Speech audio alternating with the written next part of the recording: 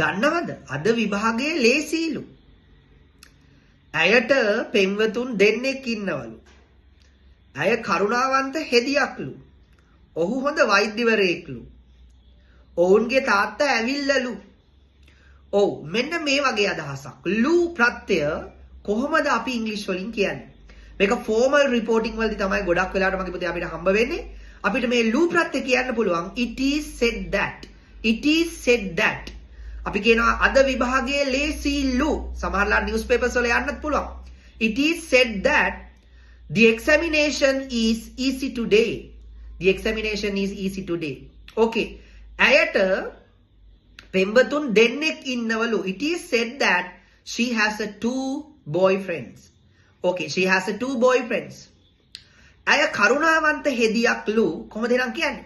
It is said that she is a kind nurse.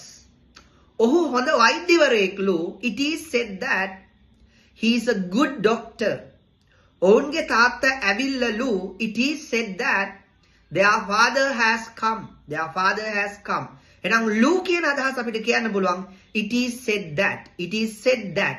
එහෙනම් ඔයාලගේ අදහස් මේ ලූ ප්‍රත්‍යය දාලා කමෙන්ට් සෙක්ෂන් එකේ කමෙන්ට් කරගෙන යන්න. ඒ වගේම නොදන්න අයට මේ වාක්‍ය රටාව දැනගන්න ෂෙයා කරන්න අමතක කරන්නත් එපා.